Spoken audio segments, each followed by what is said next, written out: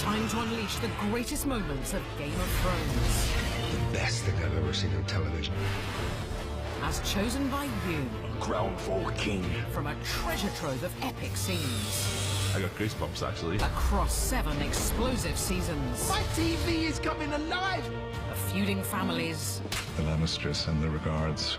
And cataclysmic vengeance. These women are much more powerful than the men.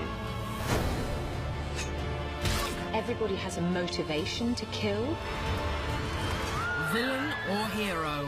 Characters very quickly taken out. Death comes for all. You're dead, you're dead, you're dead. This perfect poetic justice. As ice and fire unite. Wow, that is an intense scene. The endgame is in sight. She's hardcore.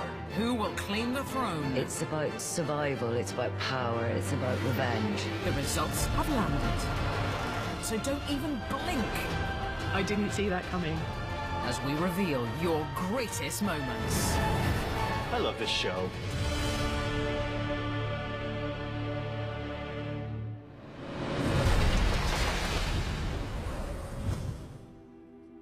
I was watching, thinking like there's like the fire's burning, candlelight. I was thinking this is good. At number 25, it's Melisandre's big bedtime reveal. That was one of the best twists. I did not expect that. I didn't expect it at all. The Red Priestess has been hot property in Westeros. For the night is dark and full of terrors. I truly believe that she believes in the Lord of Light. She's 100%. She's got this blind faith, and that's why we like her. That's why I like her. She's enticed the powerful to reach out and touch faith. She's always used her sexuality to manipulate men. Stannis was so bewitched, he sanctioned a terrible sacrifice. Stuff that she's doing is grimbo, like nasty. Now in this moment, we see the beauty is facade, but the magic is ancient and very real. She takes off the red dress, and we're thinking, okay, where are we going with this? And then she takes off the necklace. And you see her reflection change in the mirror. What happened to the beautiful red-headed Melisandre? She's got this young figure, but behind that, she's actually a very old woman that's been alive for many, many years, believing in this god. However, I feel like that scene kind of showed us she was starting to lose faith. Not being ageist, of course, obviously old people should have sex, but it makes you wonder, like, she's getting sexy with all these young men. They can't seem to resist her, can they? Apart from Jon Snow. Undoubtedly a more powerful character with that aspect. That she can manipulate what she looks like and how she appears to people. She's like a huge wealth of experience and so much magic that she can make herself incredibly beautiful. That's very powerful. You don't know what she'd do with someone else, and that's pretty terrifying because she can have that power over anyone. You felt quite scared. You felt like, what's happened here? And cheated of the glory moment that we were all hoping to see.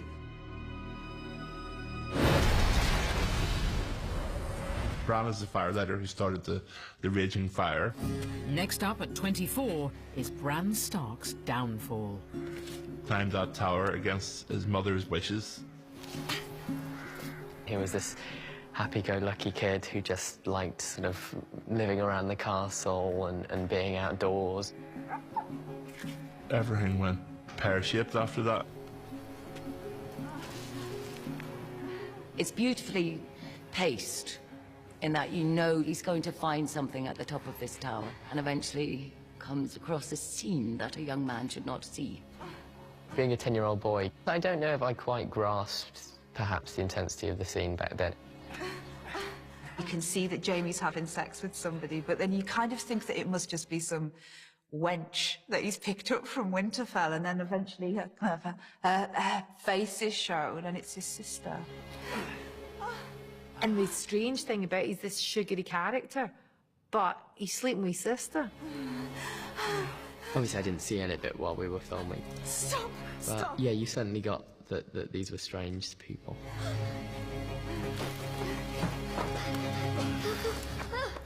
Are you completely mad? He saw us.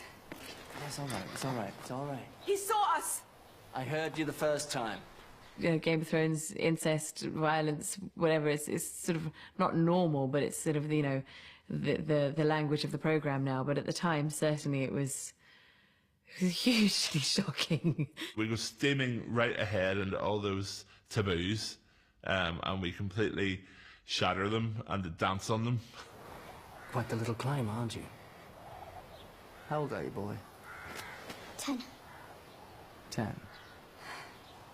Jamie is trying to please his sister. She's in a complete panic. The fact that Bran has seen him because she knows what it means, but he knows what it means too, and he knows that if the incest is discovered, not only will he and his sister be put to death, but their 3 children may very well too.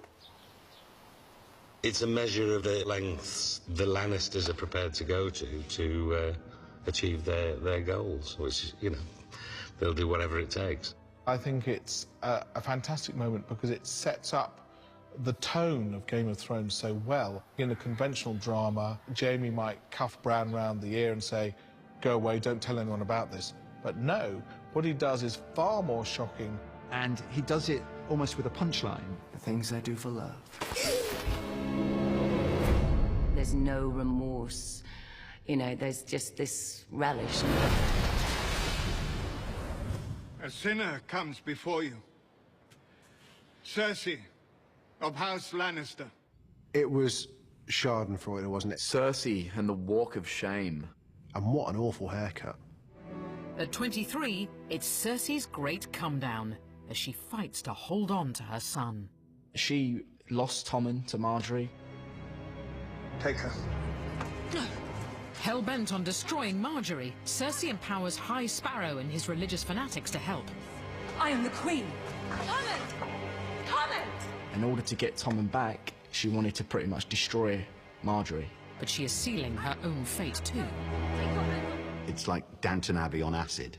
Bad choice. Very bad choice, bad deal. Terrible move. It was a really, really bad gamble. What will we find when we strip away your finery? And because she's dealing with people of faith, then they can't be bought. And now comes a greater foe than Marjorie, as they bring out the big nuns to make Cersei confess to affairs out of wedlock. The Walk of Atonement took 4 days in total in Dubrovnik Old Town. To demonstrate her repentance, she will cast aside all pride. Who would have thought we would have felt sorry for Cersei until the Walk of Shame, which was heart-wrenching. It was very, very tough for her. Very few women could have done what she did, complete that walk. I felt complete sympathy for her and thought, and I felt absolutely zero satisfaction in her walk of shame.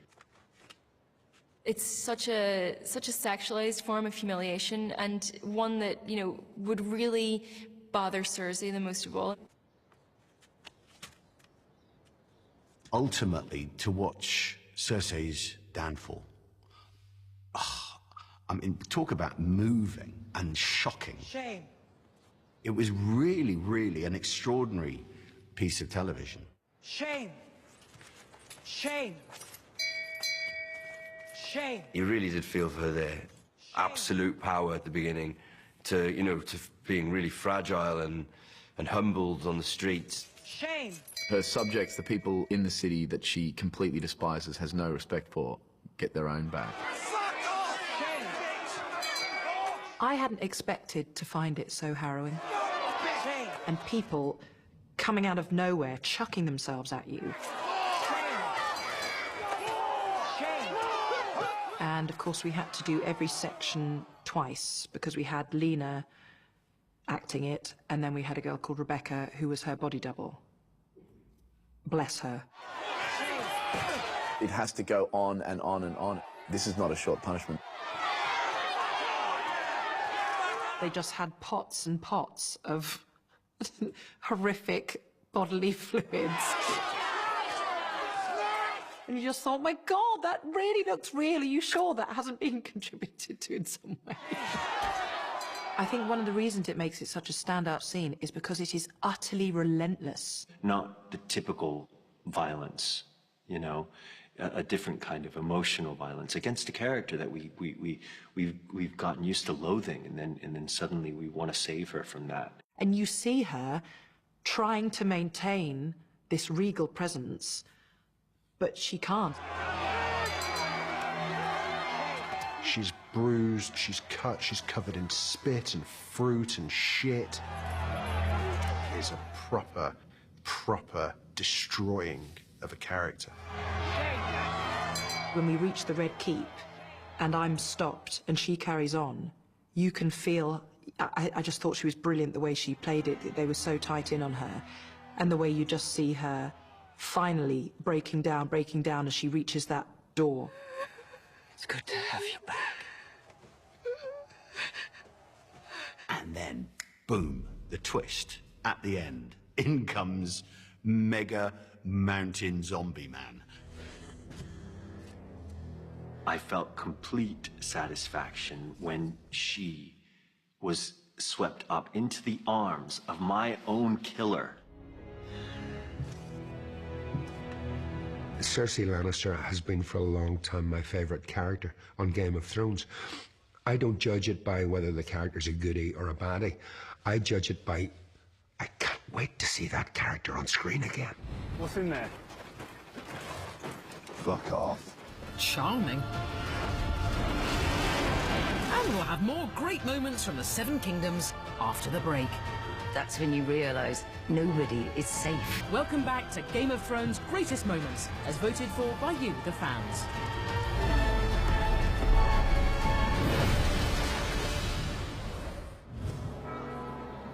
At number 22, it's the moment that redefined TV drama and stunned us all.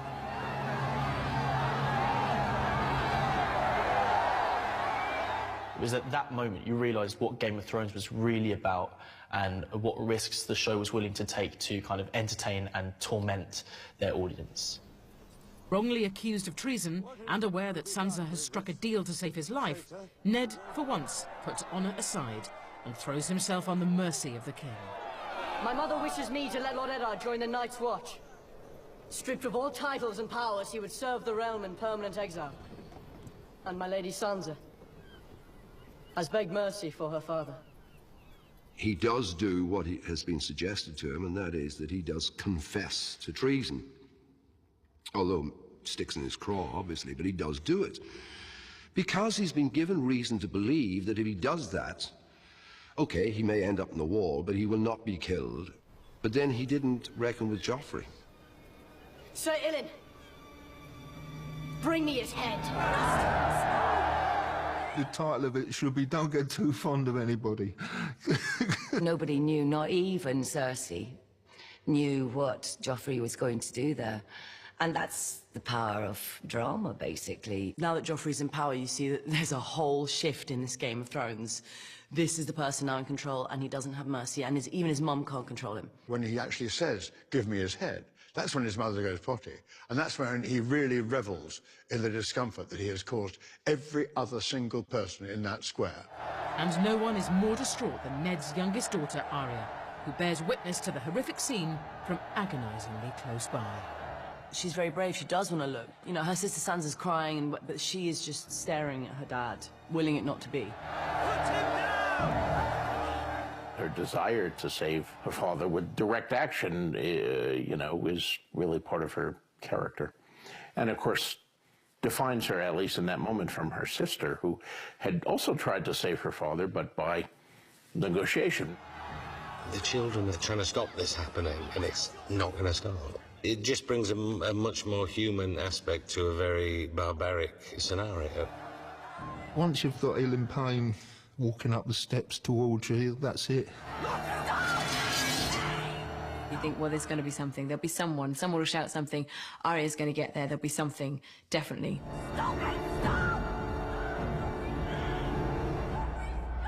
This is not a, you know, a Robin Hood movie here where three guys are going to swing over the fence and beat the 37 guardsmen who are surrounding the merry man who's about to be hung. I try to be a little more realistic than that. That's when you realize nobody is safe in this world at all. It's very brave. You know, they're not afraid of killing off some of the best characters. The birds take to the air, and you know, just the way it was filmed, it was tremendously powerful. That was the only scene that really has brought a tear to my eye. That was the worst TV experience of my life up to that point, and Game of Thrones has given me at least 3 or 4 more of those. What's in there? Fuck off. The whole setup in the Dragon Pit was so very, very well executed. It was absolutely wonderful. What I really liked about it was right before the summit, when all the characters reunited. At 21, Cersei's foes come en masse to meet her. All these amazing disparate characters, and this is the first time they're all being brought together. How's it going? I've not seen you for ages. I'm glad you're still alive. I never thought I'd see you again, my lord. Supporting the enemy, no less. It's nice to see people who had tried to kill people, and people who had other people try to kill people, and people who, oh, I know about you. You tried to kill... we'll talk about it later. My favorite moments were the Hound and Brienne meeting. Thought you were dead. Not yet. 2 warriors kind of acknowledging each other. She's alive. Arya. And having a lovely little shared moment about their murder baby. The only one that needs protecting is the one that gets in her way. She's doing fine. Still murdering? Yeah, proud of her. Every moment is full of tension. You don't know what's going to happen. You're waiting for the ambush by Cersei. You have all these reunions from different sides, good ones, bad ones. It was just so well set up. Brienne Tough and Jaime Lannister. That was another nice moment. I love it when Brienne Tough and Jaime share a look. I am firmly on Team Jaime. The Hound meeting the Mountain. Remember me? Yeah, you do. I liked how he went up to his brother and he just immediately knew. He said, "Yeah, you're uglier than me now, aren't you?" What do they do to you? Yeah, you're gonna get it. Where is she? She'll be here soon. Cersei and Daenerys coming face to face for the first time. That's, you know, the clash of titans. She was late. Everyone expecting her to come in a different way, but she gets on one of her dragons and she swans in on the dragon as if to say, hey, I'm here, look at me, you know, I am the queen. You could tell she really hates it when Dany comes in on the dragon. She's like, she looks at it like it's a little bit tacky. She was always going to turn up on a dragon. If you have a pet dragon, you're going to land, you're going to drive it into the pit. We've been here for some time. And she makes Daenerys apologise to her. Nice opening move. My apologies. It was always going to be difficult when Daenerys and Cersei kind of got together. But acidic greetings are swiftly forgotten when the Allies play their show-stopping hand, presenting Cersei with hard evidence of the true peril, asking her to join them to help fight it. I didn't expect it, A, to be there, or it to still be alive, and then when the Hound kicked the box, it just started running out. That was wicked.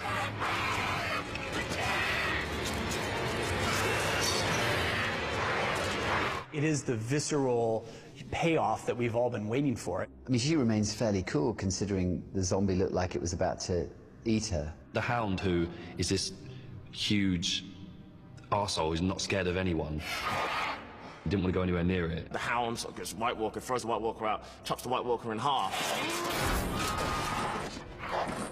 And then Jon Snow comes out and gives like a White Walker TED talk. He's like, we can destroy them with flames. It just gave like this nice little demonstration of how to take out these whites. And we can destroy them with dragon glass. Well, while this one is like Terminator, like half its body on the floor. Case proved. Now it's over to Cersei. Even when she stares face to face with an undead creature, can that be enough to get her to move off of her own personal agenda? There is only one war that matters. The Great War. And it is here. At number 20, it's the moment fans have been waiting for since the birth of those little fire breathers. Daenerys finally takes to the skies on Drogon Airways. On the back of a dragon has always been the symbol of the Targaryens coming to claim their power. Ever since those eggs hatched, we just knew that one day she was going to get on the back of a dragon and fly off and cause havoc. Throughout Game of Thrones, there is one love story that has gripped us all. One girl and her dragons. They both start as innocents, really. And then they inevitably get bigger and scarier and bolder and braver, and you wouldn't want to cross either of them. Drogon. She, of course, who thinks that Drogon is beyond her control now, suddenly they're reunited, which is an incredibly powerful moment. And Drogon doesn't let her down when she's facing almost certain death during a civil rebellion in Meereen. And you think she's done for. But there's a little bit of you going, but she does have a dragon somewhere.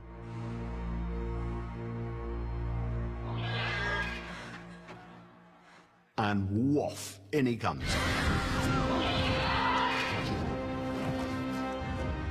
I think for every viewer, we've been waiting for that, to see those dragons used to their full force.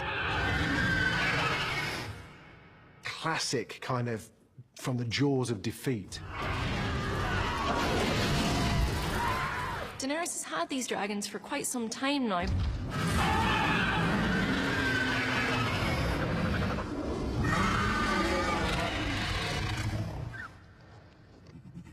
But that moment that she gets onto Drogon and rides him for the first time, that is her, more than anything we've seen her do so far, that is her claiming her birthright.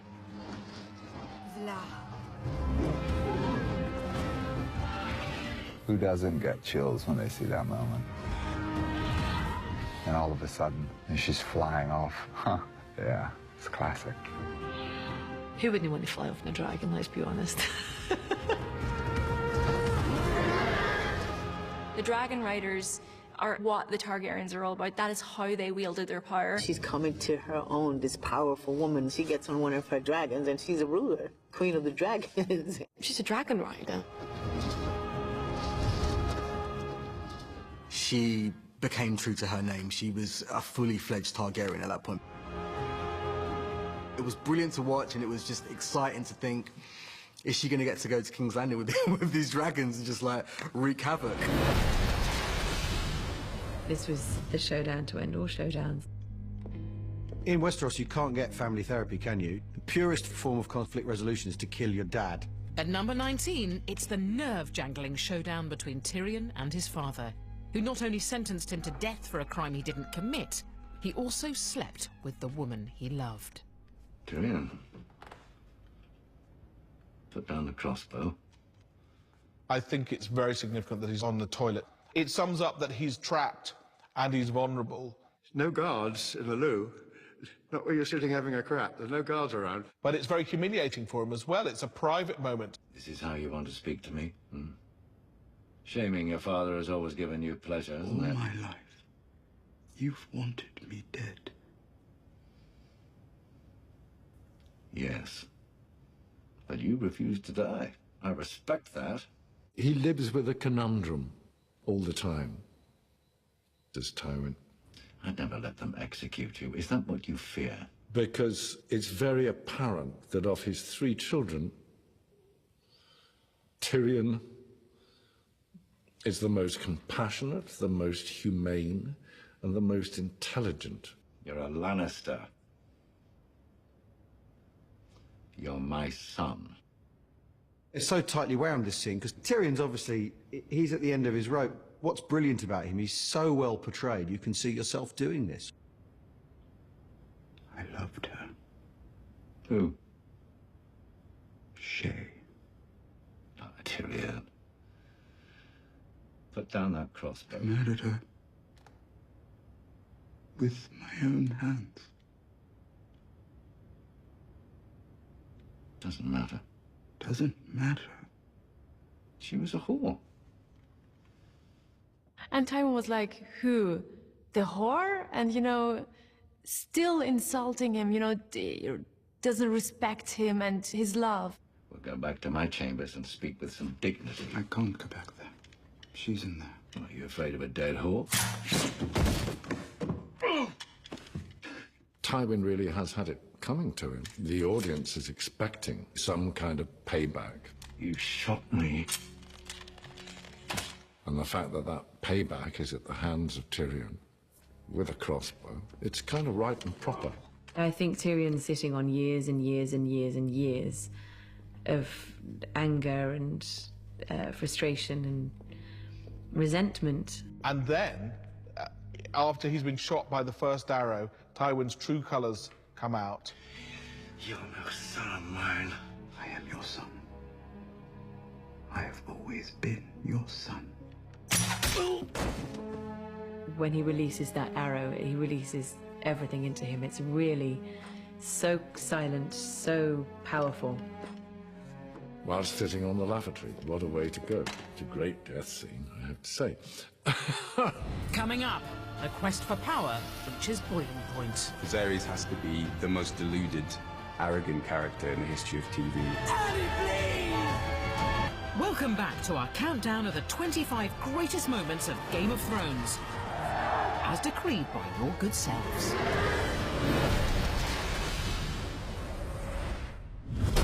At number 18, it's Season 2's epic Battle of Blackwater, and Tyrion's tactic of wiping out the opposition in one fell swoop has almost worked. But with King's Landing still under siege, it's time for him to step up and rally the beleaguered troops.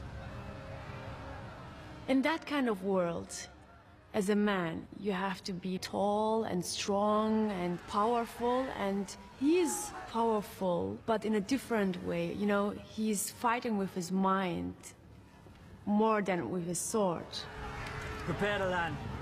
Look, guys, the dwarf has played his little trick. I think in Game of Thrones, what it shows is that anything can happen to anyone. You have handsome princes who are the best swordsmen, get their hands cut off. You have children who are thrown from the top of towers. And here you have Tyrion, who is always seen as a half man and mocked, finally have this heroic moment. They say I'm half a man. But what does that make the lot of you? He doesn't look like a warrior, he doesn't look like a kingmaker. There's no way that he could assume the position of Tywin. But then Tyrion demonstrates that he has enormous courage. He was the best person to speak to the people of King's Landing and to get them to protect their city. Because he knows what it's like to fight. He knows what it's like to have your back up against the wall. The only way out is through the gates. And they're at the gates. There's another way out. I'm going to show you. We'll come out behind them and fuck them in their asses. First of all, it's incredibly brave. He doesn't have to fight. There's no expectation of him to fight because of his disability. He steps forward and says, I am but half a man, but here I am standing up beside you. That's what I think like a once more into the breach speech would really be like. They're not going to follow him if he shows weakness. And he wants to prove himself as a strong man leading an army. So he has to put on a good face in order to lead the army. He's good at talking, isn't he? That's Tyrion's thing. He could talk himself out of any situation and he could sell anything to anybody. Don't fight for your king, and don't fight for his kingdoms. He's always got an intelligent thing to say to somebody, or a joke to make. Don't fight for honor, don't fight for glory, don't fight for riches because he won't get anything. We don't expect to see him the leader. We expect to see him making kind of wry comments at the side, but suddenly, wow, it's him. If he gets in, it will be your houses he burns, your gold he steals, your women he will rape. I was lucky enough to be right next to him when he was doing it, and I don't know how many times we shot it and reshot it, but every time Peter did it, it was incredible. When he says these words that I wrote for Tyrion, it's just like I pictured them in my head, just like I heard them in my head when I was writing them. There's our brave men knocking at our door. Let's go kill them!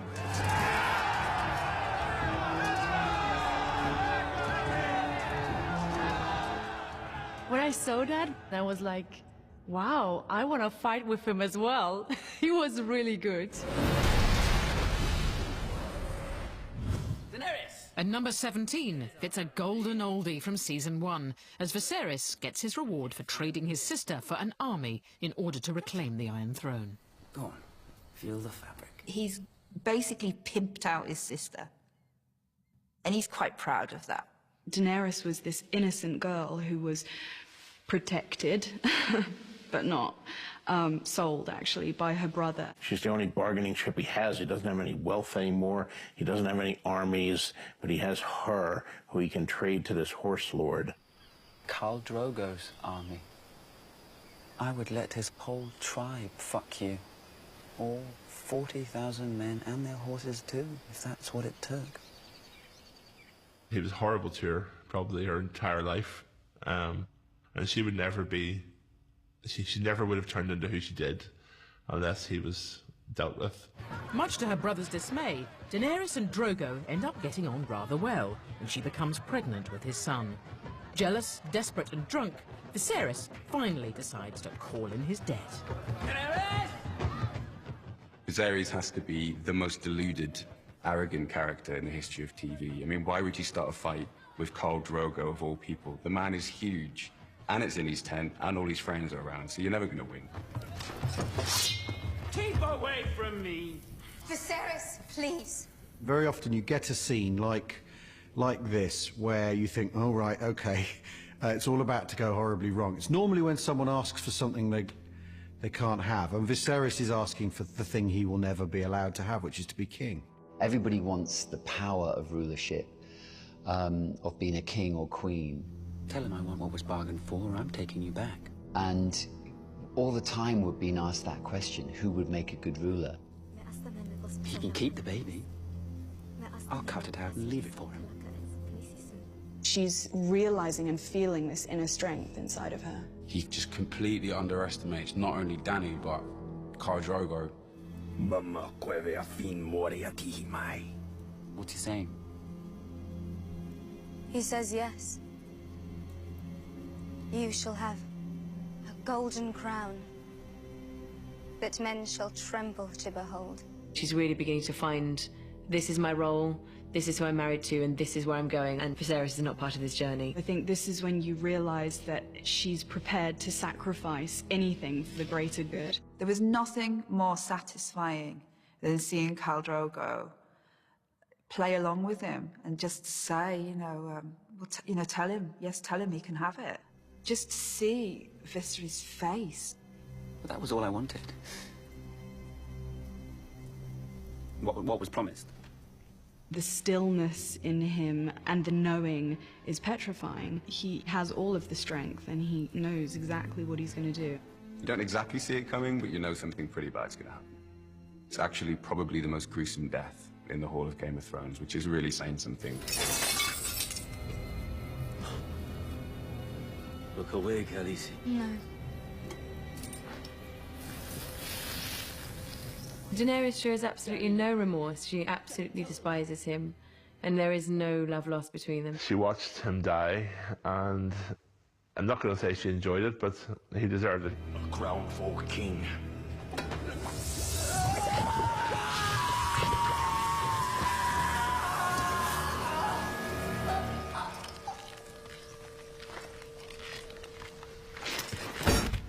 It's brutal. Even the noise he makes as he lands, I can hear it now. I love that sound as well.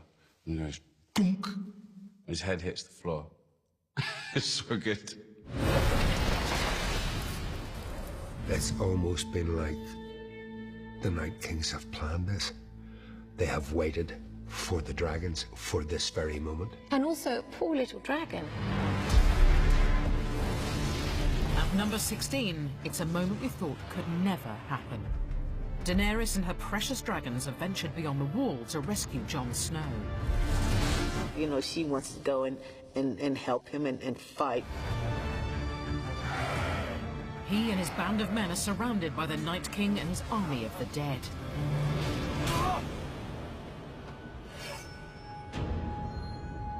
One of his generals just sort of hands him this, almost like javelin. He was like, yeah, cheers, mate, for that spear. The Night's King is so calm. This is why he's so scary. We've learned to love those dragons because we've seen them from these little tiny babies who were just hanging out on Daenerys' shoulder. And then she finally gets them to these monsters. You kind of think nobody was going to be able to kill a dragon.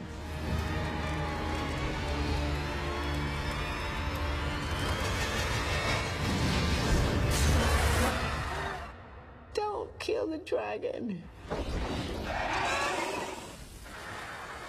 It just seemed really easy for him to just kill the dragon. He just got this, he got that spear set up and lined it up, and that was it, gone.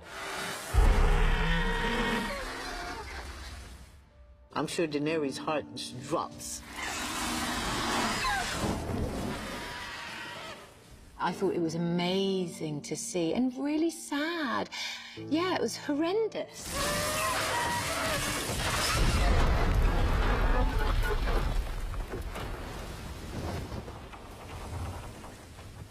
We've seen a dragon since they were, like, you know, really young.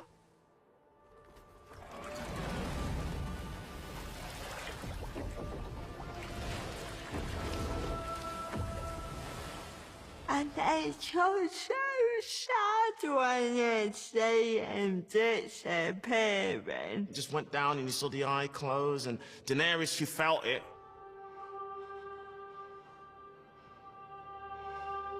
It was heartbreaking. You really feel for the dragon. And you think, right, well, we won't see him again. Oh, you do. I didn't even think about him then turning the dragon. It was only when the dragon was being pulled out of the ice, I was like, well, of course now, because now we can turn it. The Night King killing this dragon.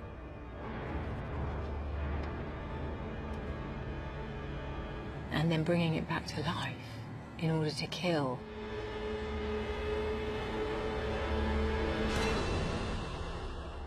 There's another moment where I kind of looked at the Night's King and was just like, yeah, this guy's a real problem. This dragon has gone over to the dead side. When Viserion reveals the blue eye, you kind of figure something's gonna happen.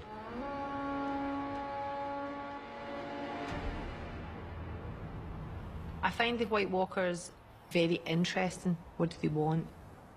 Why they've been dormant for such a long time and suddenly they're starting to come out of their zone. You've got a wall that I think has been standing for 8,000 years. I still thought that there would be a battle to be had at the wall. No battle, just demolition, swift and icy. And then you hear something. Well, for me, it was obvious that he then was going to be riding it. He's the Night King, he gets dibs on the dragon. He didn't show much emotion, the Night King, because he doesn't show any emotion, but I know deep down he was like, awesome! I hate horseback! Ah, yeah! Woo!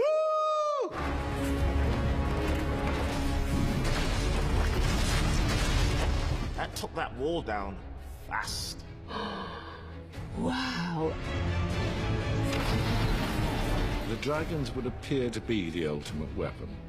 Oh, that's just changed the whole ball game here. When that happened, you thought, oh yes, this takes us on a whole different journey now. Wow! And breathe. And come back for more Trial and Retribution after the break. I almost cried. You're watching Game of Thrones' greatest moments, as voted for by you, the fans.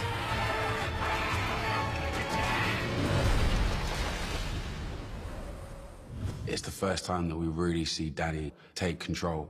You start to see, like, you know, proper badass Dany. At 15, it's the mind-blowing moment Daenerys completes her transformation from innocent girl to warrior queen. All by stepping into Khal Drogo's funeral pyre, along with 3 dragon eggs. She has just burned one of her enemies, but it underlines Daenerys' newfound ruthlessness and willingness to wield her power.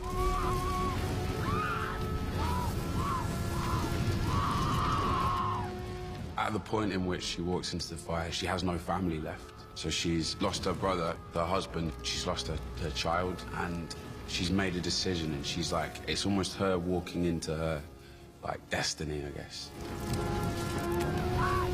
She, like in cold blood, really strapped the witch, and completely emotionless, watched her scream, and I think she quite enjoyed it. I think that showed that she is a force to be reckoned with. Obviously, walking into the fire, it looks suicidal, and in a way, a part of her is dying, her innocence is dying.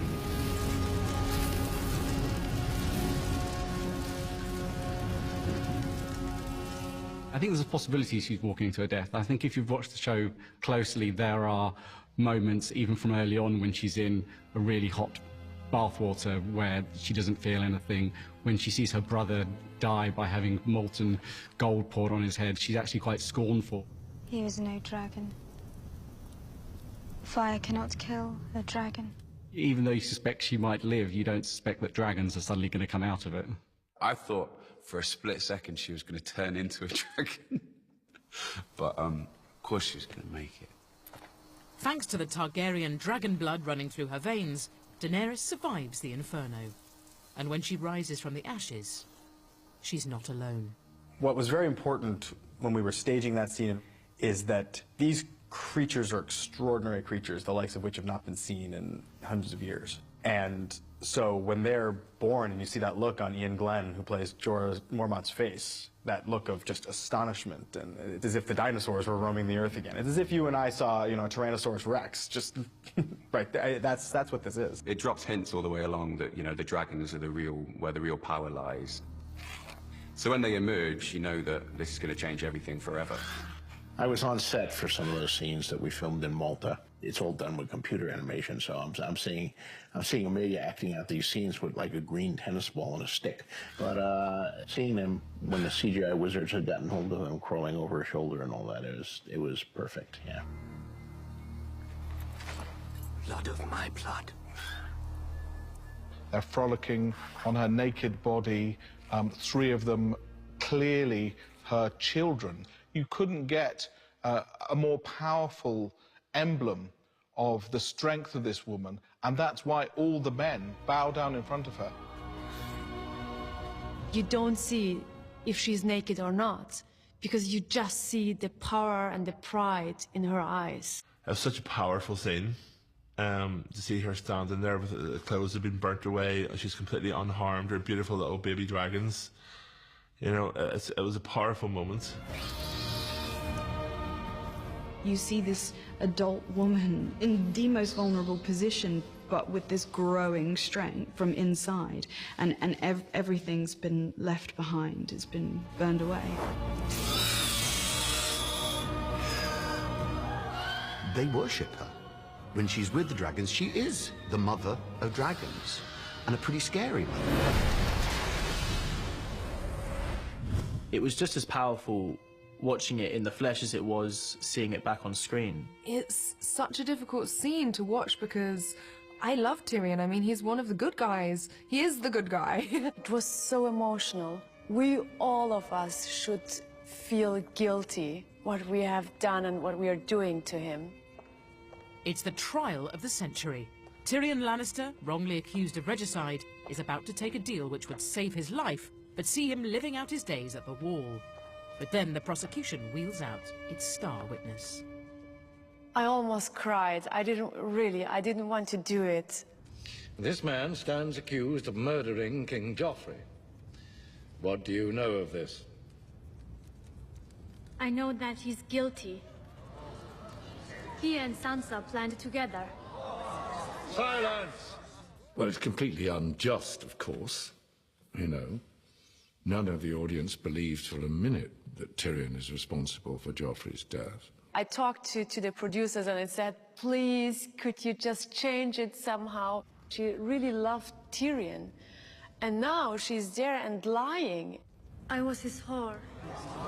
I beg your pardon? You said you were his... His whore. I cried in that scene. I get emotional just thinking about it, because seeing her come in and betray him like that and calling herself a whore when, you know that she's so much more than that to him is so difficult. Shay. Please don't. I am a whore. Remember? For Tyrion, his lover's betrayal is too much to bear. It triggers an outburst which leaves the court and us reeling. You admit you poisoned the king? No. Of that I'm innocent. I'm guilty of a far more monstrous crime. I'm guilty of being a dwarf. You're not on trial for being a dwarf. Oh, yes I am. I've been on trial for that my entire life.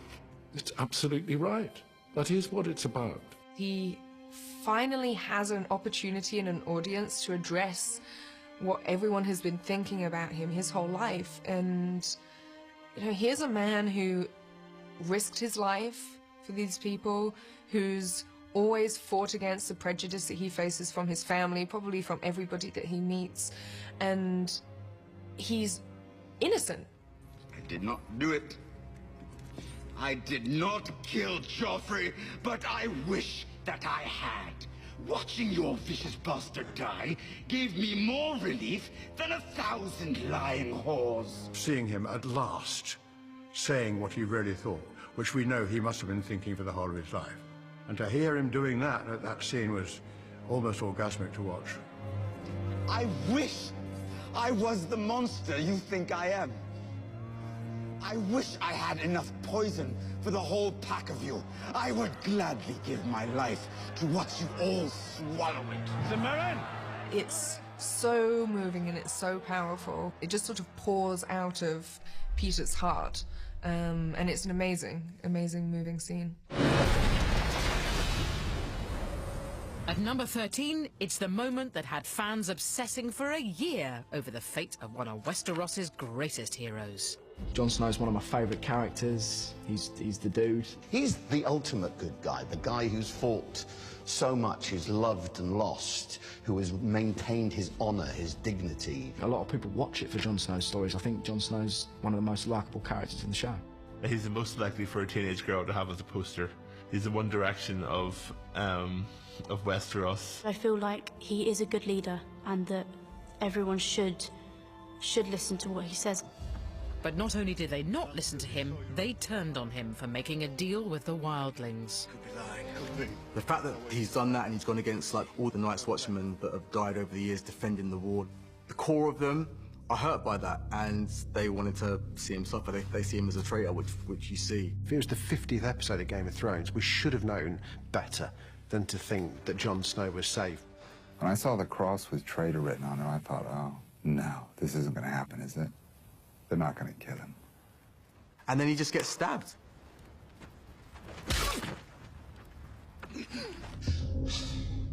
Well, see, who saw that coming? I was shocked. Well, they stabbed him 6 times in the heart. Horrible, horrible people. For the Watch. Even though they were calling him a traitor, actually, they were being traitors by what they did to him. I was very upset by that. I mean, that was dark. I found it really upsetting. He wasn't allowed a brave death. It was a tragic betrayal. He gave his life to the Night's Watch, and they repaid him by killing him. Why, Night's Watch? Why did you kill him? That really hurt me, as it did with, you know, most fans of the show. As Jon's watch ended, fans anguished over whether or not he would return, eagerly anticipating the start of Season 6. That, for me, as an actor and as a person, was the hardest secret I've ever had to keep for an entire year. I love how they left it on a cliffhanger from Season 5. You know, to wait a year to find out. I think it was great how they did that. It's about the Lord Commander. The former Lord Commander. Does he have to be? It was possible to bring people back, but we don't know if Melisandre can do it or anybody that's in close proximity to Jon Snow is able to do that. I never had this gift. Have you ever tried? You can see it in her face that this God that she's believed in for many years, she's starting to kind of disbelieve in. And so it's a conflicted Melisandre that carries the hopes and dreams of everyone. Just seeing his naked body just laid out with cuts and bruises, it was really a lot to take in. A lot to take in. En Persis, en Kir Persis. En Morgoth Gleison. I think she's starting to question everything that she's ever believed in. But when her attempt fails, the viewer's agony is prolonged. That little moment of defeat that Melisandre has, you know, you see the defeat travel down from thought into hand as she thinks, no, I haven't been able to do this. It's lost. The brilliance of the whole sequence of everybody leaving is it is over. It's failed. And you're kind of thinking, well, that was a waste of time. That was a waste of time, wasn't it? Jon being there with Ghost, it was a nice kind of reassuring moment, the fact that he's there guarding his master, even in death. We finally realise that it's going to work when the wolf goes, hello.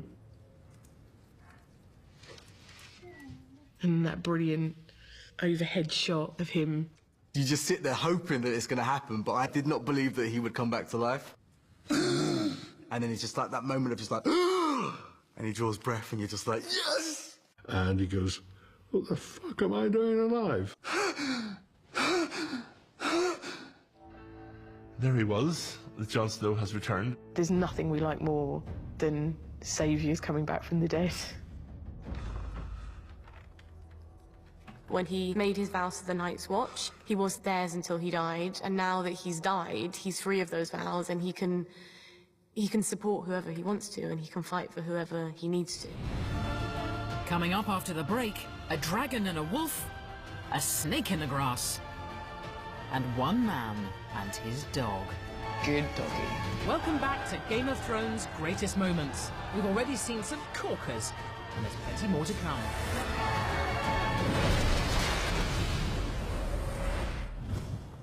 At number 12, it's decision time for Sansa, as the Stark family reunion threatens to turn sour. Have my sister brought to the Great Hall. The Starks are finally back together, but you feel like they're about to get torn apart by Littlefinger. He's been whispering in ears and very clearly plotting something. Where did you get this? Littlefinger gave it to me. Littlefinger is so evil. You'd see him in the shadows turning up and you'd just see his little moustache. And he would just be there seeing him. He pretty much set in motion everything that's happening in the Seven Kingdoms right now. He thrives in chaos. And I think it's been his strongest tool in a way. And he used to own a whorehouse. And his latest scheme is to turn the Stark women against each other. I thought it had worked when Sansa called Arya into the courtroom. They sowed enough doubt about Littlefinger splitting the sisters. You do believe that Arya may be in trouble at that point. They've been sparring and they've been at each other's throats since they got back, pretty much. Are you sure you want to do this? It's not what I want. It's what honor demands. Don't let this happen. They've only just got back together. Are you kidding me? You stand accused of murder. You stand accused of treason. How do you answer these charges? Lord Baelish. What? Yes!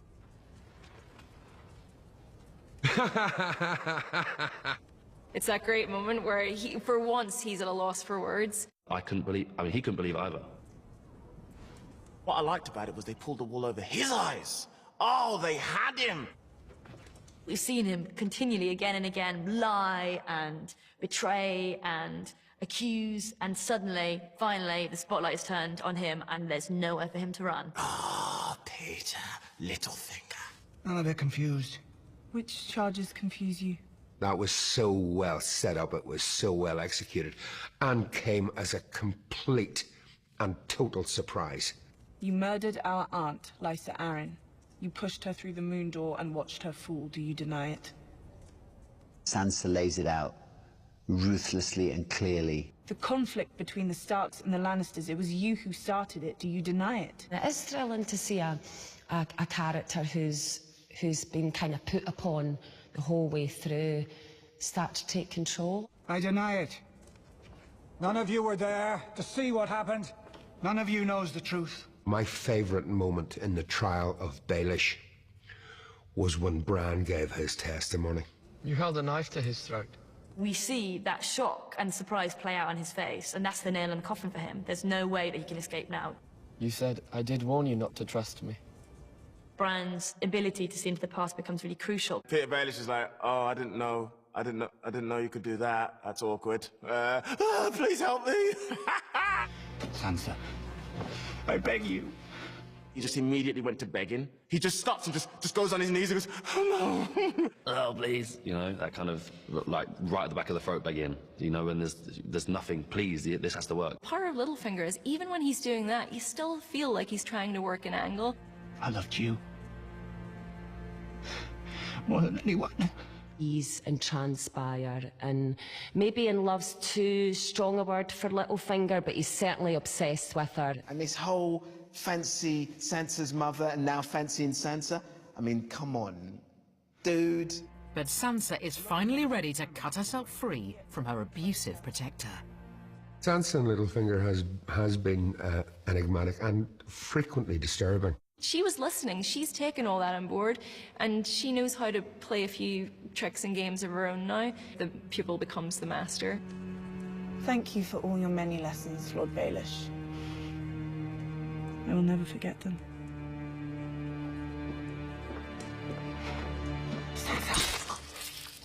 That must have felt so good. Well, Arya's got pretty ruthless, hasn't she, now? It's a shocking death. She just slashes his throat and he's still trying to talk, and all that blood is coming out on the floor. It's horrific. She watched her dad being executed, and now she's an executioner. There's a scary circle completed there. Oh, gosh. He's finally not going to be whispering in any ears anymore. At number 11, we celebrate the unlikely and whirlwind courtship of two great leaders. Jon Snow, Daenerys, it had to happen. They're both good people. They're both doing things for the right reasons. I think they make a good power couple, but it's going to be interesting to see who's really going to rule. I was born to rule the Seven Kingdoms. And I will. You'll be rolling over a graveyard if we don't defeat the Night King. It began with a power struggle. And they're also good, aren't they? They seem to be they're the good guys, and you sort of want them to come together and to rule the world. But they can't. It would be too perfect. Little did we know sparks were going to fly and they were going to start, finding themselves attracted to each other. And after she supported his quest to fight the dead with great sacrifice, Jon was smitten. She lost the dragon for him. Now, his heart is involved. But this is a love story with a sting. It's just typical of the show, isn't it, that you've been wanting them to become lovers, and you get the loving moment as you're totally given the information that you're watching incest right now. It's a brilliant twist, because it's so wonderful to see the two of them come together. And then, of course, you've got this revelation that they're related. The sex scene was intercut with the story being kind of like unearthed. What a fantastic reveal it was through Bran as the medium. Bran turns love detective and reveals to us that Jon is actually the son of Rhaegar Targaryen, the older brother of Daenerys. And it was like, okay, what's happening here? And then, like, hang on a minute. Oh no. Of course, yeah, incest again. You're sleeping with your nephew, girlfriend. That's the thing, because it gets even sexier. So he's having sex with his auntie, and then his little brother's watching. The whole thing was weird. How will Daenerys react when she finds out? She's got a nephew. She's got a fucking nephew. You know what I mean? But the interesting thing is, of course, we the viewers have discovered this via Bran, but Jon himself doesn't know it yet. And the fact that Jon Snow is actually legitimately in line for the throne now. He's never been a bastard. He's the heir to the Iron Throne. They might need a lawyer present for that sit down. That's gonna be a bit awkward for her. It's like, yeah, by the way, it's me. It does have certain implications, possible implications on can he control Daenerys' dragons. Actually, you should be humbling yourself to him because he's the king. Oh, and by the way, he's your nephew.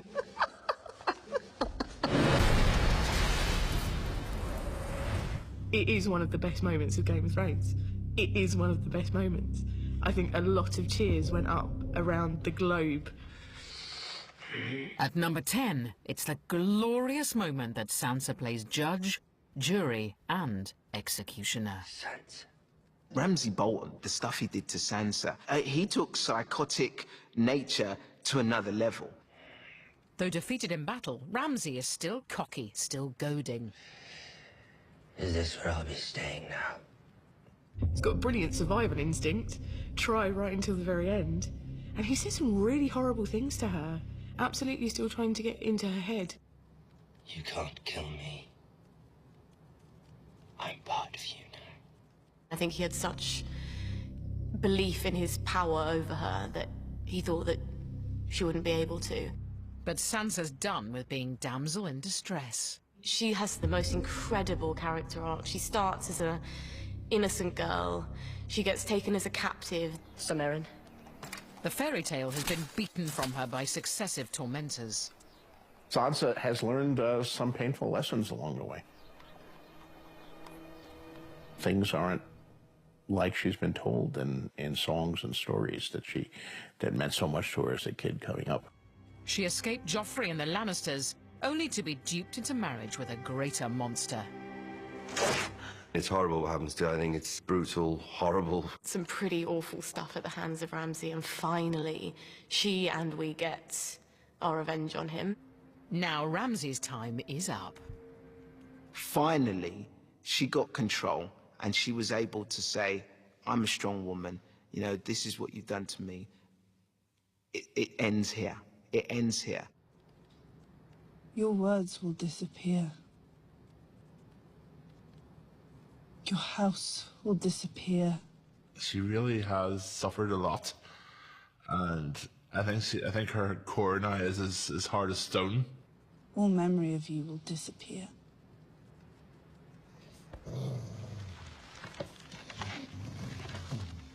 There was only one way to kill him, and Sansa found the right way to do it. I'm thinking that is sweet. That is sweet. It shows a lot about how Ramsay's mind works. My hands will never harm me. I just think he has this weird arrogance that he just doesn't, he feels invincible. He doesn't think he can die. They're not going to eat me. They're not going to eat me. They're my dogs, yeah. They're loyal beasts. They were. Now they're starving. And then the dogs come in and you can hear the panting and the sniffing. I mean, that was just beautiful. And I've still got that image in my mind. Very fitting, I thought. Very, very fitting. Down! Down! He could have turned into a whining coward, of course, but it was better that he wasn't, actually. It gave him a little bit of nobility, didn't it? Stop! Down! It's a pretty sweet moment when the dog takes a chunk. Ned Stark told her, you're not allowed to turn your head, and she's ruthless. She's her mother's daughter and she's her father's daughter. She's a Stark through and through, and her strength is finally coming to the fore. It's her being a Stark, but it's also her saying power is muddy. His best friends consumed him. People all over the world, it's like... Good doggy. Not long enough. Not long enough. Personally, I would have liked to see the dogs, I don't know, get down to the bone, maybe. Or from above, in a wide shot. She's a character that will surprise people, because she's not what she seems. She's hardcore. She's gonna do some damage, because She's had a nightmare. Boom! Yes, Sansa, it's your time. Let's take a break to refill our goblets and toast our enemy's demise. But do hurry back for some out-and-out carnage. All the characters, you're dead, you're dead, you're dead. We're counting down your 25 greatest moments. From 7 tumultuous seasons.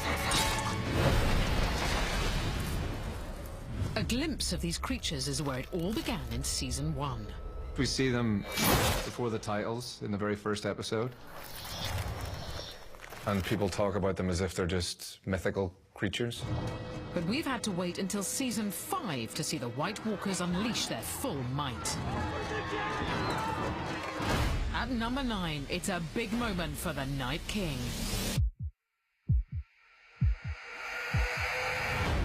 It starts oh so quietly.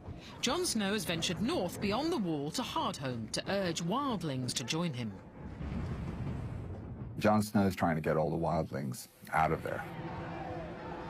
And then we come. Shut the gate. There's no way that just shutting the gate is going to keep us out. Went from 0 to 100 miles an hour in the space of a second or two. The battle scenes were just so vicious and real. It was quite savage.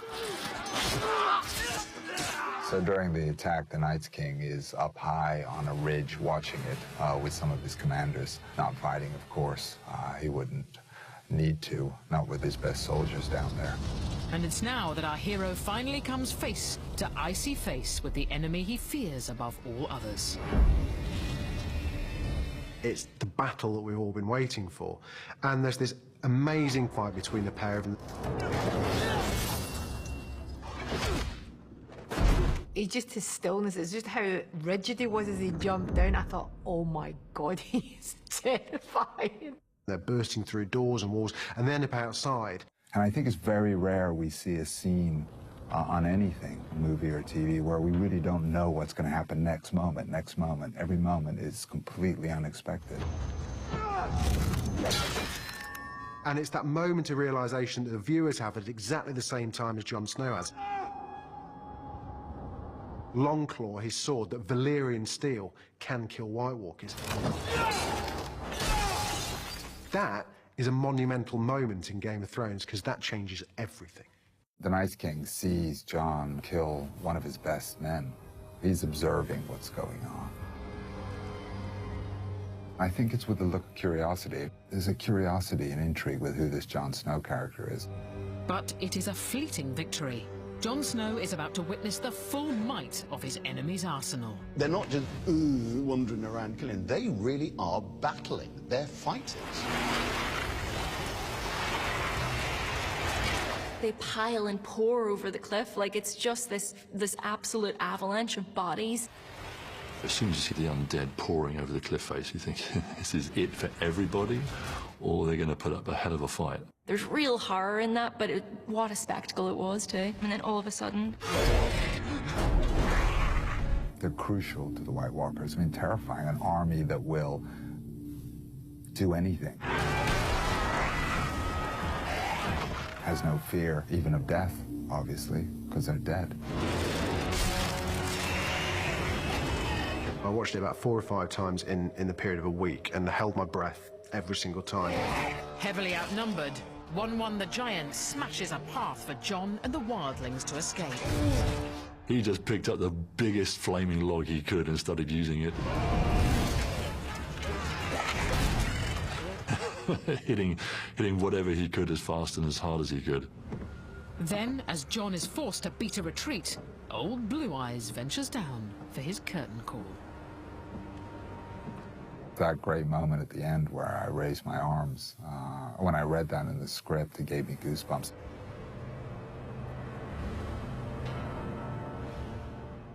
It's a great moment. It's one of the greatest moments I think I've ever been involved with.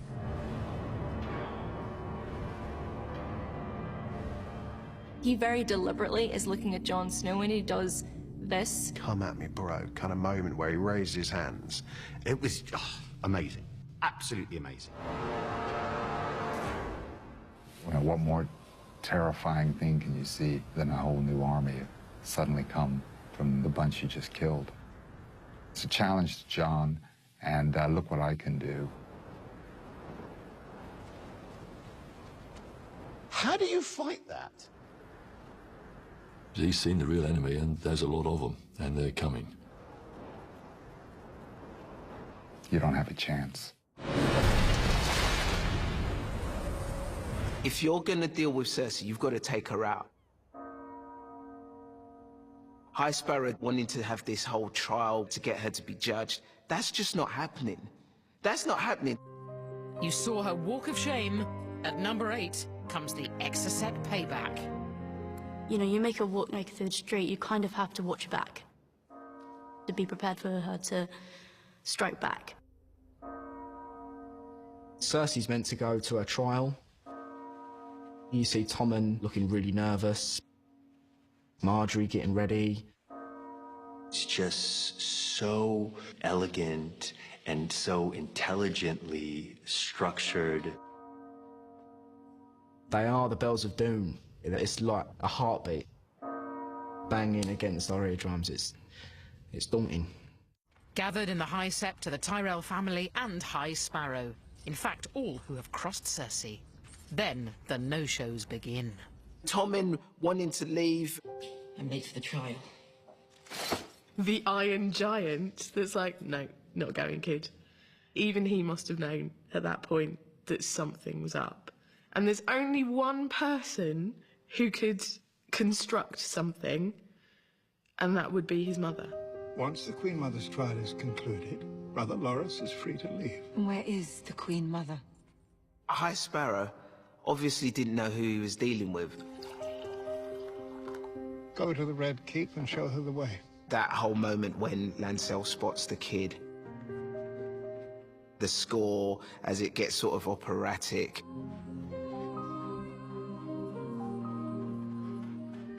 And the creepy kids. Killing Pycelle. I was just riveted, and I was riveted by every aspect of it. Beautiful. That whole moment was beautiful. That quiet menace that she had. Love her. Love her. Hate her. Love her. But also, everyone in the set, as they gradually started to realise there's something wrong. Marjorie knows what's up in an instant. Cersei's very clever. She was always going to have a way out. The trial can wait. We all need to leave. And that was when my stomach was like, oh man. She always was going to have some sort of dastardly plan. Because we're told it's by fire, we accept it is, and of course the flame is green. It's another brilliant invention. There's fire, but there's wildfire, and wildfire explosions. It's just worse. I got goosebumps, actually. The moment they wouldn't let her leave, that's when everything got settled and she was like, oh, here we go. Oh man. This is gonna go down.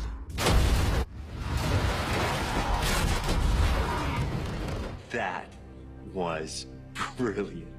The Lannisters, they do revenge in a big way. It's Rewenge plus.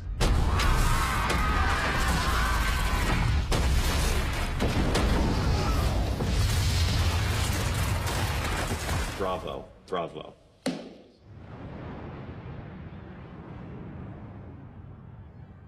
Pure victory, isn't it? Pure victory. And I think maybe after that she thinks she's unstoppable. But her victory has a terrible price. She thinks Tommen's still safe up in his bedroom. She's wiped out pretty much all of her enemies in King's Landing. She loves it, and she's just drinking wine, big smirk on her face. She's a bad mother. She's a bad mum.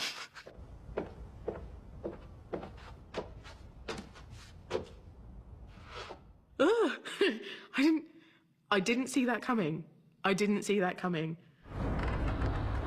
The king is dead, but now it's long live the queen. She accepts very swiftly her fate once she loses her final child. Absolutely gutted about Joffrey, like inconsolable, then really, really upset about her daughter. And Tommen was a bit like, oh, well, now I'm queen. It doesn't matter the nature of the behavior, the fact that a woman has managed to achieve that position and get that much power against all the odds. If Tywin had been around, he would probably have been reluctantly proud. You best buy a new hat, because after the break, it's wedding season in Westeros. A royal wedding is not an amusement. Welcome back to our celebration of death and destruction across the Seven Kingdoms, as we count down your 25 greatest moments. One of the ongoing themes, I think, in Game of Thrones is, you know, you're happy to see somebody's comeuppance, but at the same time, nobody would wish that on their worst enemy. I think everybody who watches Game of Thrones was hoping this day would come. There must have been great cheering across the realm the day that Joffrey died. At number 7, it's the wedding, which is everybody's happiest day. Except for the bridegroom. He won't make it to the last course. Very good, very good. Off you go. I love the people that you hate. He was so good at what he did, he just made you despise him so hard. I've never hated anyone as much as I've hated Joffrey. A gold dragon to whoever knocks my fool's hat off. I hate you so much. I want you to live and do more stuff so I can hate you for longer. Probably one of, if not the greatest television villain of all time. He's a bully. He's a miserable kid with absolute power. Everyone, silence! Just when you think that it can't get any more ridiculous and he can't be any more rude and awful, he then brings on his dwarf show. I give you King Joffrey! Renly Stannis! It's awful because you're watching him being a total arse and nasty, and you know all that, you know, the theatre play that he puts on beforehand. Yes! Marjorie's just playing that game of Joffrey. She's playing up to it and going, yeah, I love it when you kill loads of things or when you do your weird stuff. Uncle, you can be my cupbearer, seeing as you're too cowardly to fight. Your Grace does me a great honor. It's not meant as an honor. The way he treats Tyrion is totally despicable. He sees it as an opportunity to wield his power because he can. You know, be my cupbearer, pick that up. The way he treats Tyrion and everybody at that table, he's just hideous. I said, kneel! The kind of evil that Joffrey and the kind of pain that he'd inflicted on everyone, on Sansa, on Tyrion, on all people in his family, the whole lot, he needed to be punished. After 3 and a bit seasons of Joffrey's evil antics, his chickens, or in this case pigeons, have finally come home to roost. My hero. He was pushing it far too far, but then, of course, then you realise why. It's because they're setting it up for this wonderful moment where he begins to choke. It's nothing.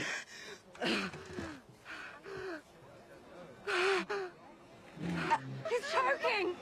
The poor boy! When I saw it, I saw how brilliant it was. It wasn't a slashing of a throat, it wasn't anything like that. He didn't have his hand cut off or anything like that. It was a very, very, very, very painful 45 seconds for him. Well, the death of Joffrey was really exciting. I thought it was absolutely magnificent because it obviously really hurt. Jack Leeson did an incredible job with that scene. The look in his eyes, it gave the scene a poignance. I was like, why wasn't he punished longer? Why was it so short?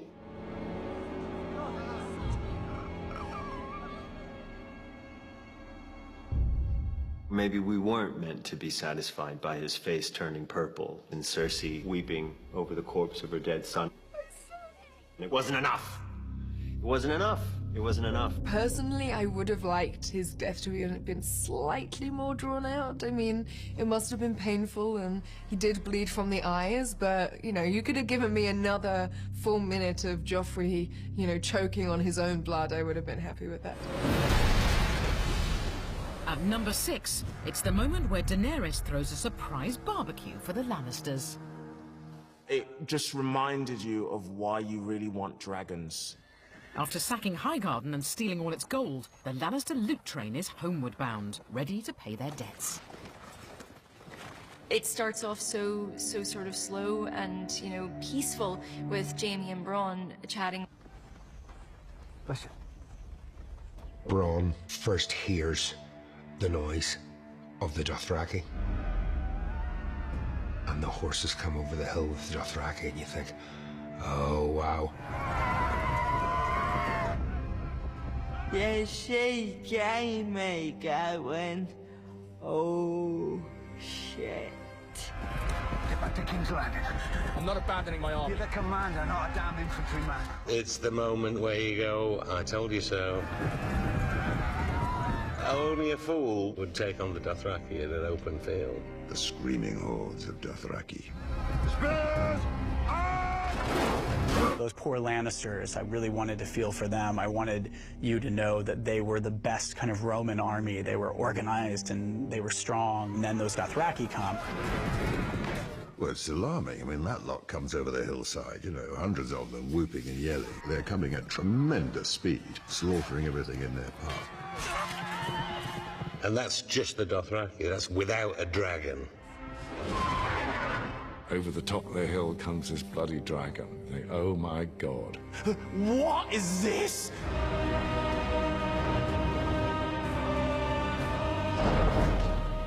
Wow. That is an intense scene.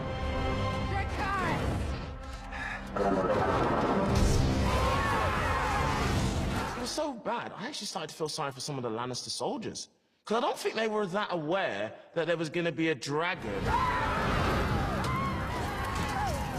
It's just a 1-2 punch that these poor guys can't take. And they're running, but there's nowhere to hide because the dragon is just slaying them with all this fire. Daenerys attacking the train shows her cunning and her strategy, and it's a brilliant move, but it also takes her into danger. I love Daenerys Targaryen. She's one of my favorite characters. It's almost like the further people are pushed, the more they stop thinking about the individual consequences of their actions, and they start going, oh, well, maybe we're going to have to kill all these people to get where we need to get to. When I saw Daenerys, I'm like, that's my girl. Everything literally going up in smoke. It's like bringing an F-16 to a World War I battle. You know, it's true. It's a weapon of the future. This is one of the first times we're right down there in the middle of battle when there's dragon fire everywhere. But the Lannisters have a special weapon of their own. Covenant Scorpion is over there. Go get it then. I can't shoot with one hand. Tell you who the MVP was. Bronn. Bronn was the star of the show. Bronn gets on the Scorpion. Which, to be honest, looked like it should have been manned by maybe 10 people. It was so big. I'm like, I don't want Drogon to get hurt, but I don't want Bronn to die. It's real edge of your seat stuff. Come on, you fucker. You care about members of both sides in that battle. Boom! Daenerys' dragons are not invulnerable. They didn't kill him, but his bloody nearly did. When Tyrion arrives mid-battle and looks out on this incredible scene of carnage, he's all of us at home watching. He wants to root for his queen, but then his brother's down there too. I don't think Tyrion has been in a more difficult position in his entire story than watching Jaime during this battle. Daenerys is there next to the dragon, and then Jaime Lannister sort of thinks, oh, this is the moment. Flee, you idiot. You can see the pain on Tyrion's face, fear, as Jaime charges Daenerys. And what he says to him. You fucking idiot. He's terrified and he thinks he's going to lose his brother. She's there riding, and Daenerys just looks at him, and the dragon's like, not today! Whew. It was fantastic. Jaime, what are you doing, mate? Like, I wouldn't have even done that if you had two hands.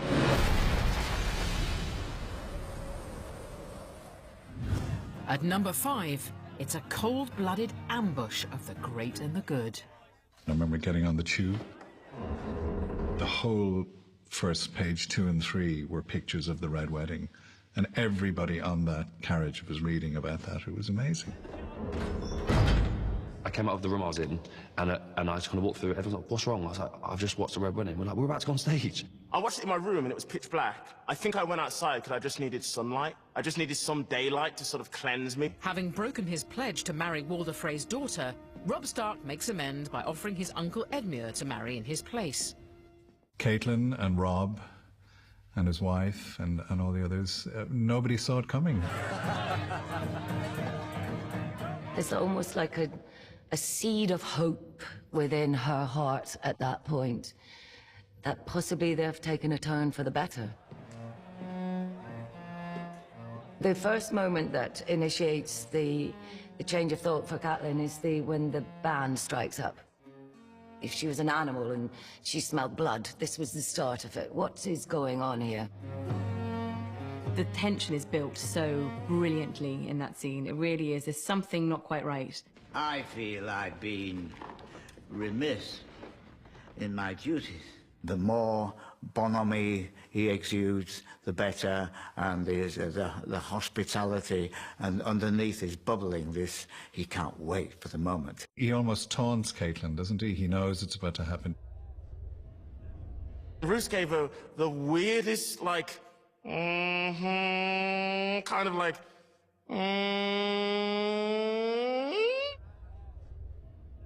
And he's reveling in that, actually. So that's his cruel, sadistic side. He knows all along as he's chatting to Catelyn before that what's going to happen. Just casually glances down at his sleeve, as if saying, I dare you, go on. And she peels it back. My king has married, and I owe my new queen a wedding gift. Why would you wear chainmail to your wedding? And what is the purpose of chainmail? It's to prevent you getting killed. And it all kicks off. I knew what to expect, and yet I watched it like... I was screaming at the television. Absolutely screaming at it. Just that first move. Bosh. Loads of times. No one's safe. All the characters, you're dead, you're dead, you're dead. It's insane. Everything that we've come to expect and love from Game of Thrones. The whole goal there was for me to build it up to the point of most jocular, most happy, and the most powerful moment, and then pull the rug out from under the audience and actually hit them in a way that they'd be emotionally scarred by that, and that was my goal. It was a bit of like dinner time theatre for him. It's the cruelty of it, and it's the relishing of it, and it's the fight for survival right up until the end. There's still something honourable and powerful and wonderful in that grief. Lord Walder! Lord Walder, enough! She's just visceral, isn't she? She's wild. For her, it's not even about her own life at that point. Let him go, or I will cut your wife's throat. At every stage of this scene, you think there is going to be some kind of bargain here. Maybe there's some hope, maybe there's some redemption. I'll find another. It's as easy as that for him. Just as simple as that. It's just wonderfully heartless, but it has a certain wit about it. Mother.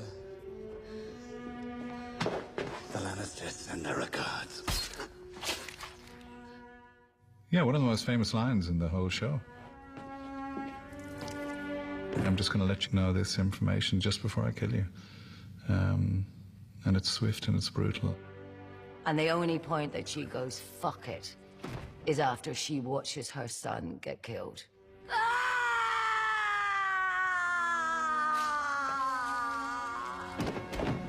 The horrible caterwaul that comes out of her, it just sticks with you. I mean, it's very real. Her resignation when she's standing there, it's just a beautiful stillness, a peace, a sort of surrender.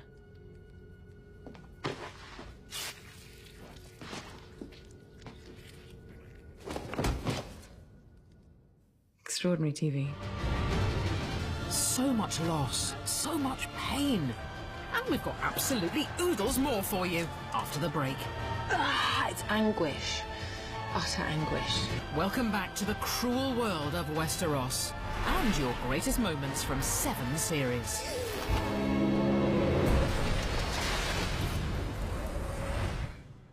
At number 4, it's Arya's face-off with Walder Frey. She's been waiting for such a long time. Such a long time for her revenge. The mountain. Walder's a big scalp on the Orphans' kill list for hosting the Red Wedding's slaughter of the Stark family. Walder Frey. She's there at the Red Wedding, she's outside.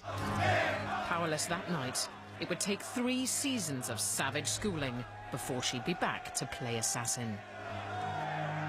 Arya was arriving when her family were being murdered at the Red Wedding.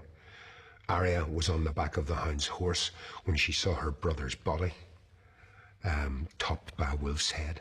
She had to basically take this anger and keep it. And she had a lot of time to think about how she was going to do this. The Faceless Man gave her the power of disguise to ambush victims.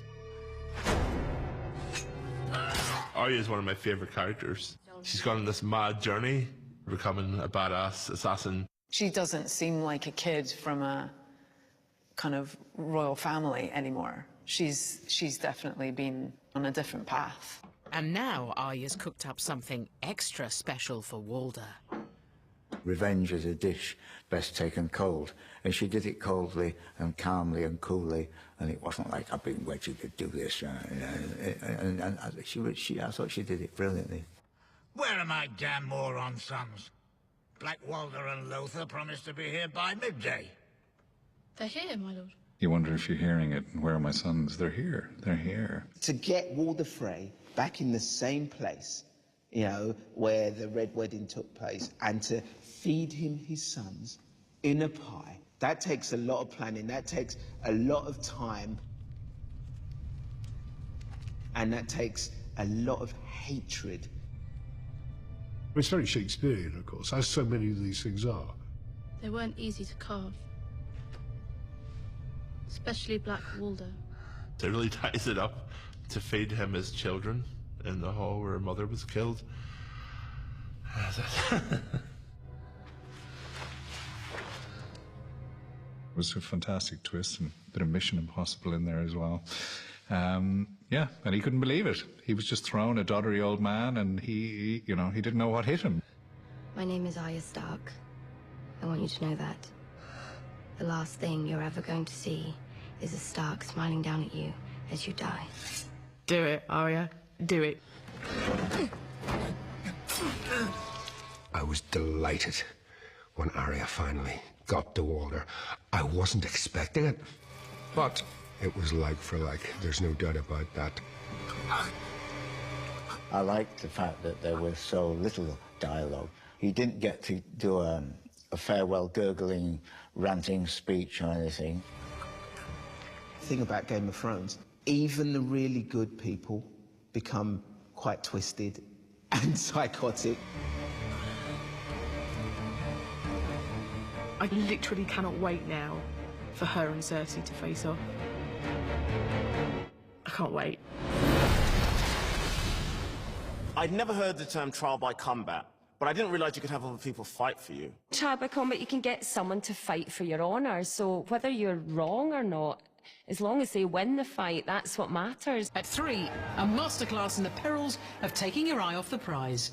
It's the Mountain and the Viper. Tyrion is on trial for killing Joffrey, which we all know he didn't do, right? Tyrion's life now rests in the hands of his champion, Oberyn Martell. He's the Red Viper. He's an amazing killer. I always drink before a fight. It could get you killed. It could get me killed. But I mean, if I didn't drink, I wouldn't have been, you know, I wouldn't have been agile.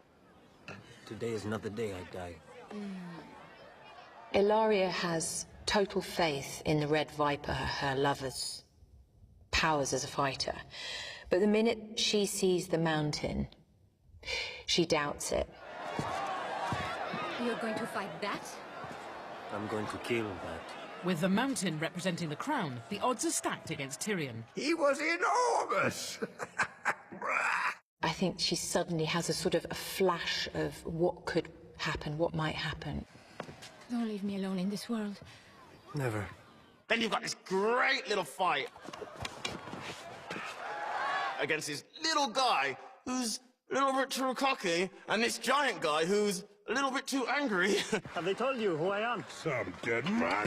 Oberyn has a massive grudge against the families. I'm going to hear you confess before you die. You raped my sister. You murdered her. You killed her children. Say it now and we can make this quick. The one thing that he's ever lived for is to avenge his sister's death. And he knows that now that the opportunity is presenting itself, there's no question that he will get what he wants.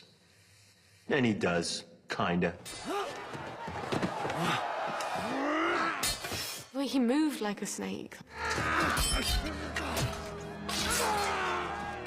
The whole thing was very sexy and also very terrifying. You killed her children! And he wants to expose, you know, these criminals publicly. No, you can't die yet. You haven't confessed.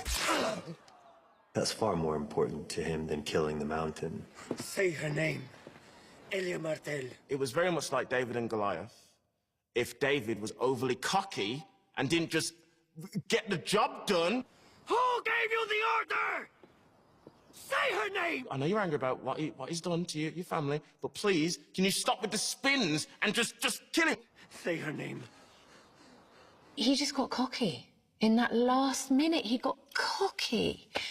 You know, and I think the problem is they were cocky. They are cocky. If this was nowadays and he would have pulled out like a selfie stick and tried to take a selfie with him, like, hey, I beat him. Like, he was doing all of that sort of stuff. By this stage, you know very much what show you're watching, so you're expecting it not to go well for the Viper because he's talking too much. So from that point on, I thought, oh God, just shut up, get him, kill him, please stop, please don't do it. Say it! I'm like, no, I can't watch. I'm like, no, I can't believe it's going to happen. Please, please. Just this smashing his head. We all know what happens next. Oh, God, it's awful. Elia Martell. For him to actually tell me what he did to her right before he crushes my face.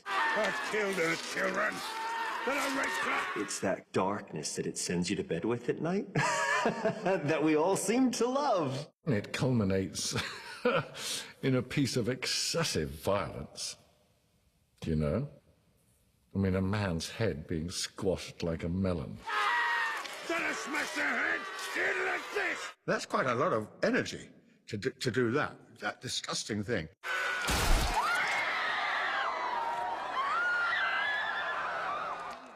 And then they messed it up. He messed it up. And that, it's anguish.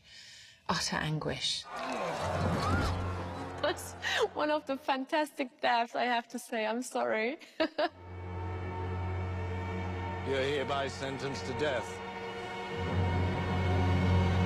It wasn't the wine, it wasn't the helmet, it was the blah, blah, blah. Grab a quick snack, but come straight back because we're about to reveal the #1 greatest moment in the whole Seven Kingdoms. That was the most cinematic thing I've ever seen on television. Welcome back. We're closing in on the top spot. But first, let's find out what you voted the second greatest Game of Thrones moment. At number 2, dig deep for pain. It's the big loss of a huge fan favourite. Hodor has been such a great person. He's been a great character. He's been a great servant to Bran. Obviously, Game of Thrones is a world of sort of hate and fight, and Hodor's just Hodor. It's just all for the love. It's great. He's the only innocent character there, I believe. I think he had no agenda. Hodor. It's all right, Hodor.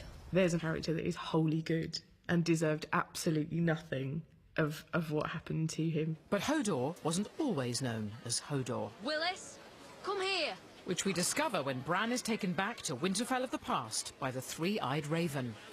Hodor? Not always a man of few words, he was once the Stark stable boy. If there's any character that needed, further delving into their backstory, it was Hodor.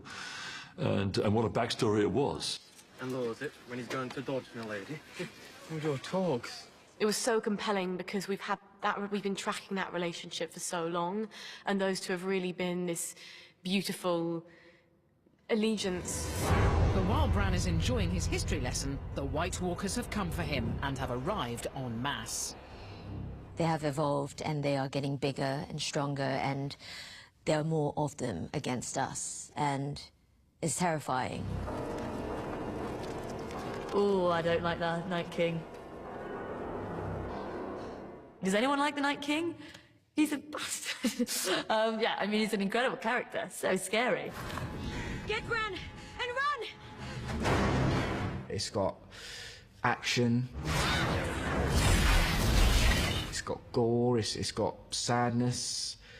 You know, it's got pretty much everything that we watch Game of Thrones for in that one moment. It is literally my favourite moment of the whole show. I mean, it's wicked, and it reveals a big secret. You have to wake up! We need Hodor! Hodor! Bran is unaware of what's going on. Bran, we're all gonna die! I think that's just terrifying. Skeletons falling from the ceiling, there's White Walkers killing the Three-Eyed Raven. Leave me. One by one, Bran's companions lay their lives on the line to protect him. I felt sad for them, especially Summer. Summer's been with us right from the start. She makes a huge sacrifice as well. It's just madness. Madness. Leaf just was like, they're coming so fast that she needs something. She needs to do something to delay the process. She realizes that if it means that he could survive, I would do it. Everyone has basically just given in order to give way for Bran. But it is Hodor's final selfless act to ensure Bran's survival that leaves a gaping hole in the viewers' hearts. For a lot of people, especially the real loyal fans who've been following it from Series 1, that payoff was a huge one. I didn't realise what it was going to look like, and then when I saw it, it kind of hit me. I practically had to drag my jaw off the floor because it was such a huge moment, and that was, real honour to be the one who's kind of indirectly, gives Hodor his name. With Bran simultaneously straddling two timelines, he unwittingly gives Willis a glimpse of his own fate, altering him immeasurably by shattering his young mind. The way it's shot and the way it keeps cutting into Bran back with young Hodor. It's really traumatic. Even though I knew what was going to happen, I found it so sad. It was a completely pure act of protection. His life just becomes a circle at that point, which is an unbreakable loop in time, which is tragic. Suddenly, it's like a jigsaw moment that everything makes sense. Brilliant symmetry, brilliant symmetry. Hold the door. The bit where they sort of disappear into the snow, he realises, I think at that moment, that's it. I mean, they've gone, I've done my job, but I'm still not going to let go. It just showed, just pure love. It was so heartbreaking, especially because Bran's really one of the few good innocent characters. And then it turns out that inadvertently he's caused his best friend's breakdown and then his death. It doesn't get sadder than that.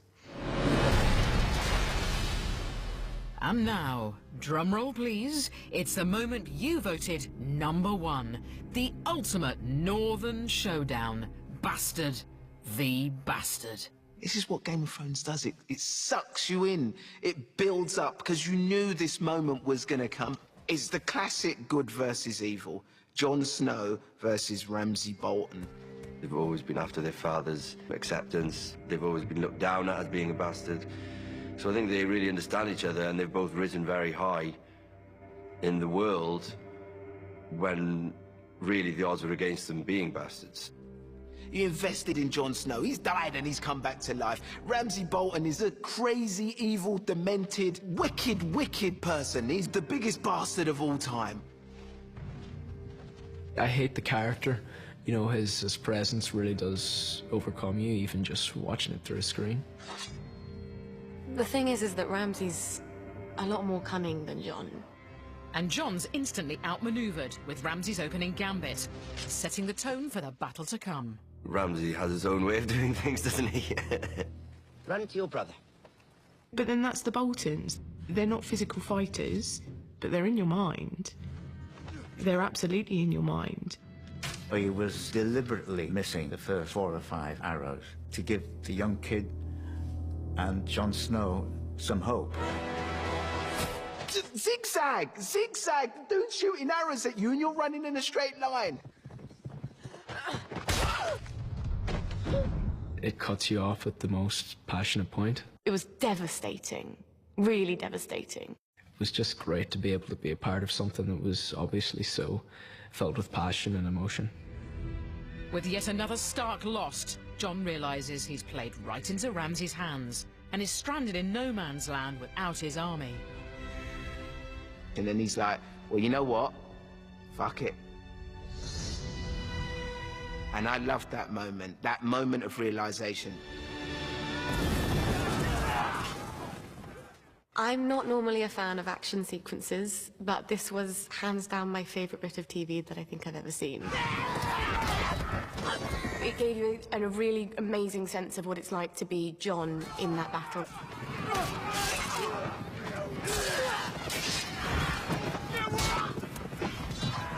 They're ripping heads off, they're stabbing each other. Horses are coming at Jon Snow. That was the most cinematic thing I've ever seen on television. You could really understand what battle meant.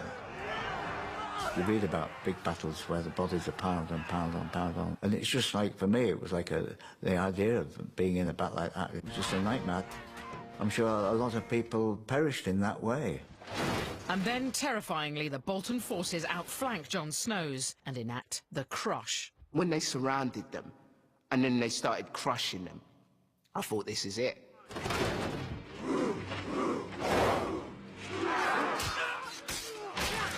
How is this going to end? This can't end in any other way. Epic, epic TV. They were being driven into the mud. Jon Snow was being suffocated under the bodies of his own men. Jon Snow is almost buried alive. He's almost trampled, and it's so fantastically shot. I don't think I've ever seen a battle done like that. It was totally intimate. The suffocation of it, you couldn't not engage with it emotionally. The audience feels it with him. You just feel like utterly kind of claustrophobic. The mud, covered in mud, and it was all blurry. And I was like, well, it's over then. I don't know how he's supposed to get out of this, because I know that he should do, but I don't know how it's going to happen. But then when he does burst forth and take that huge gasp of breath, just as he did when he was resurrected, it's a nice little mirroring there. It's him almost being reborn for a second time. And then, when all hope is lost, the cavalry arrives to snatch victory from Ramsay's clutches. Sansa!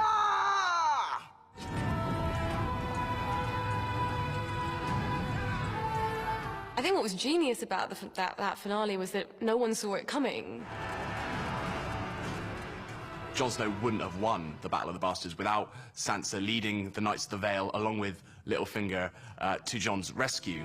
Defeated on the battlefield, Ramsay retreats to Winterfell to cower behind the walls. But he hadn't reckoned on the might of Jon's battering ram.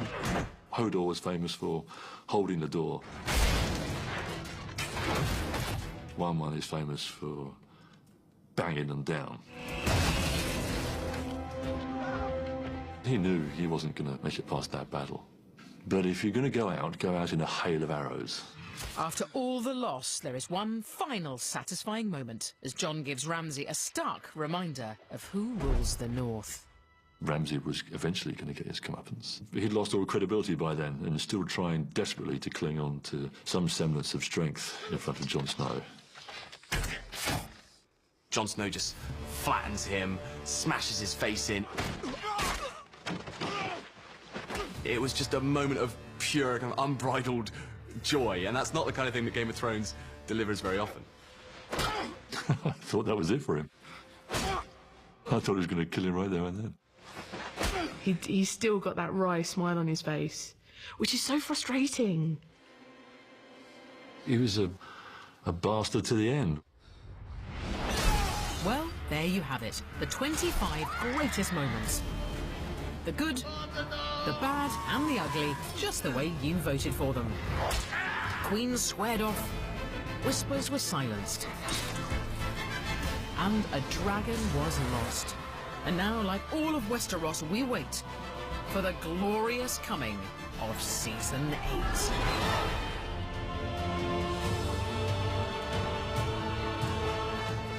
The end is nigh. I know, but the good news is you can start it all over again and watch the first 7 seasons of Game of Thrones with Sky On Demand.